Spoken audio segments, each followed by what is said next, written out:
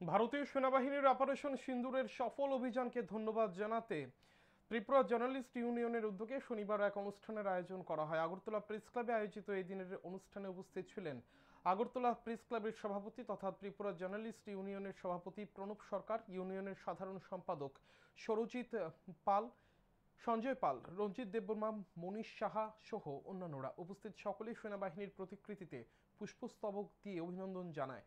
Tripura journalist ইউনিয়নের সভাপতি প্রণব সরকার এক সাক্ষাৎকারে জানান, সেনাবাহিনীর স্যালিউট জানানোর জন্য এই দিনের কর্মসূচির আয়োজন করা হয়েছে। প্রথমে সকলে ভারতীয়, তারপর কেউ সাংবাদিক, কেউ আইনজীবী, কেউ সরকারি কর্মচারী।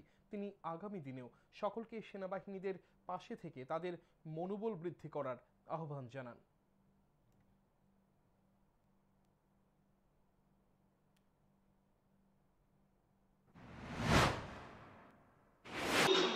আমরা দেশের মধ্যে সম্ভবত প্রথমেই আমরা সেনাবাহিনীদের স্যালুট জানানোর জন্য আপনারা দেখেছেন যে বিগত কয়েকদিন ধরে সেনাবাহিনী কী ধরনের ঝুঁকি নিয়ে পাকিস্তানকে ওনারা কার্যত নাস্তানাবুদ করে দিয়েছে।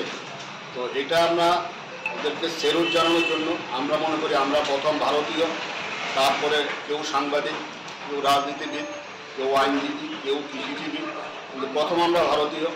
এই জন্যই আমরা এই উদ্যোগটা আজকে গ্রহণ করেছি। রাজ্যেরও কোনো সংগঠন প্রথম এই ধরনের উদ্যোগ গ্রহণ করেছে।